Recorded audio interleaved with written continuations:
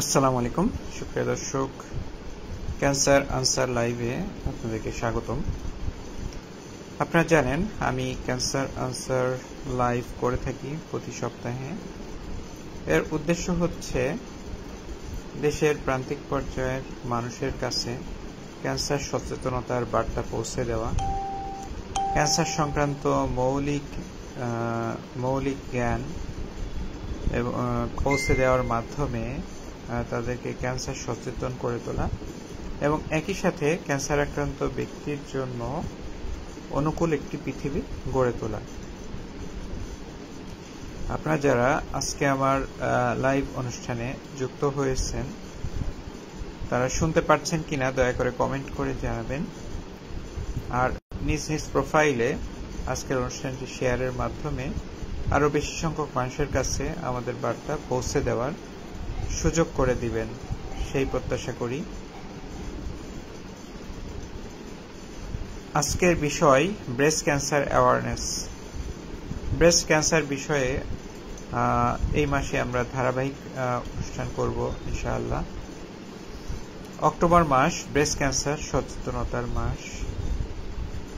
আপনাদের যদি স্তন ক্যান্সার সম্পর্কিত কোনো প্রশ্ন থেকে থাকে অবশ্যই কমেন্ট করে জানাবেন, আমি চেষ্টা করব আপনার কমেন্টের যথাযথ উত্তর দেওয়ার জন্য।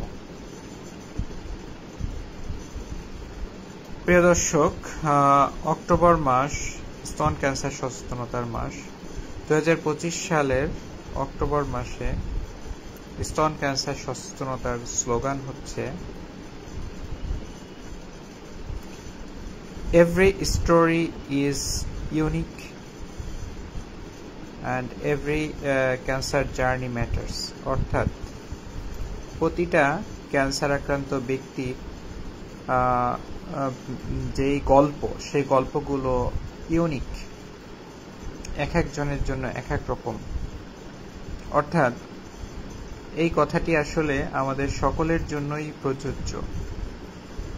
একজন ক্যান্সার আক্রান্ত ব্যক্তি তিনি হতে পারে তিনি স্তন ক্যান্সারে আক্রান্ত বা অন্য যে কোনো ক্যান্সারে আক্রান্ত, তো তিনি যে ক্যান্সারে আক্রান্ত একই ক্যান্সারে আক্রান্ত আরেকজন মানুষের সাথে তার এক্সপেরিয়েন্সের ভিন্নতা থাকবে। এটা নির্ভর করে তার রোগের ধরনের উপরে, 2 নাম্বার তার পার্সোনাল এক্সপেরিয়েন্স বা পারসেপশনের উপরে এবং তার পরিবেশের উপরে। তো এই জিনিসটি আসলে একটা মানুষের জন্য এটা একটা ভালো জার্নিটা, তার cancer journey, every cancer journey matters. অর্থাৎ একজন ক্যান্সার আক্রান্ত ব্যক্তি তিনি যাতে একটা ভালো ক্যান্সার জার্নির মধ্যে থাকতে পারেন, তো সেই জন্য তার সুযোগ করে দেওয়ার দায়িত্ব আমাদের সবার। অর্থাৎ আমরা যারা তার আপনজন আছি, বন্ধু বান্ধব আছি, পরিবারের মানুষজন আছি, প্রতিবেশী আছি, সহকর্মী আছি, সবারই দায়িত্ব তার জন্য একটি সুন্দর পৃথিবী গড়ে তোলা। একজন স্তন ক্যান্সারে আক্রান্ত ব্যক্তি তিনি কিন্তু তিনি সম্পূর্ণরূপে সুস্থ হয়ে যেতে পারেন। আমরা যদি বলি যে according to American cancer society, তাদের গবেষণা অনুযায়ী প্রাথমিক অবস্থায় স্তন ক্যান্সারের চিকিৎসা করা গেলে অলমোস্ট 100% মানুষ সুস্থ হয়ে যায়। এরপরে এটি যদি ইন্টারমিডিয়েট বা বা মধ্যবর্তী অবস্থায়ও যদি আসে তাহলে তখনও 70% মানুষ সুস্থ হয়ে যেতে পারে। কিন্তু এরপরে যদি সেটি ছড়ানো অবস্থায় আসে বা স্টেজ 4 অবস্থায় আসে তখন সেটার ভালো হওয়ার সম্ভাবনা অনলি 20 to 30%।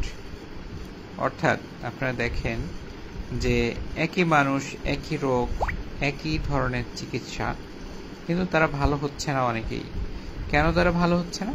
কারণ তারা সচেতন না, তারা দেরিতে আসছে আমাদের কাছে। তো এরকম ভাবে যদি কেউ দেরিতে আসে, যথাযথ সময় চিকিৎসা না করে, তাহলে তার যত ভালো চিকিৎসাই হোক, চিকিৎসার মাধ্যমে ভালো হওয়ার সম্ভাবনা অন্যদের তুলনায় অনেক কমে যায়। সুতরাং এখানে আমাদের ব্রেস্ট ক্যান্সার সচেতনতার প্রয়োজনীয়তা রয়েছে। আসলামউদ্দিন তিনি লিখেছেন যে ক্যান্সার রোগীর পটাশিয়াম বাড়ানোর উপায় কি?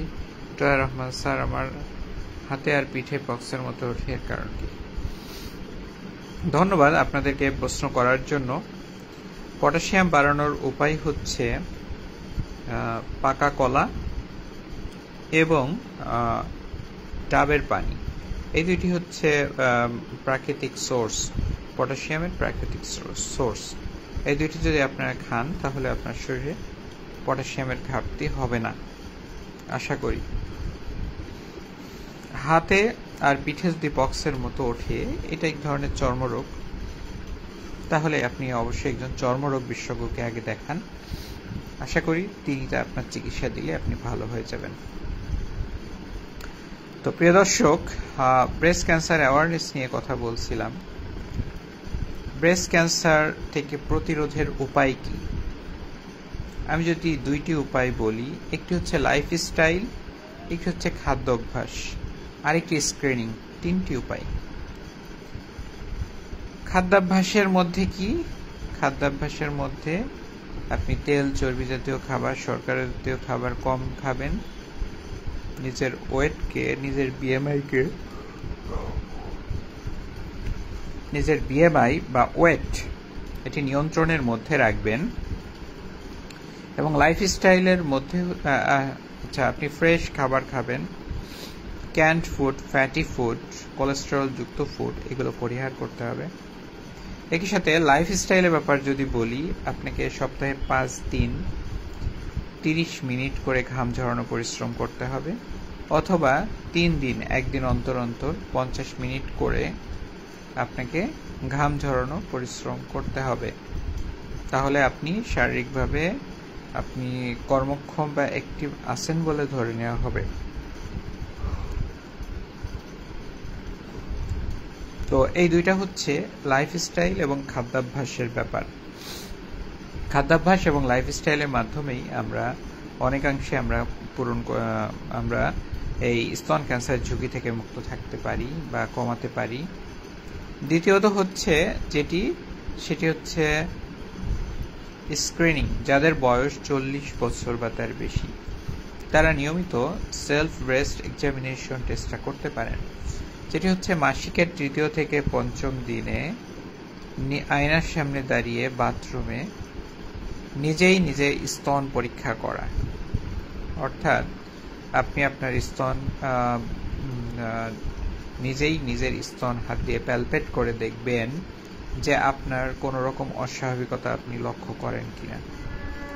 যদি এমন হয় কোনো রকম অস্বাভাবিকতা যদি আপনি ফিল করেন, তাহলে আপনি অবশ্যই ডাক্তারের কাছে আসবেন এবং ডাক্তার আপনাকে, বিশেষজ্ঞ ডাক্তার আপনাকে প্রয়োজনীয় পরীক্ষা নিরীক্ষা করে তখন আপনাকে ইভ্যালুয়েট করবেন।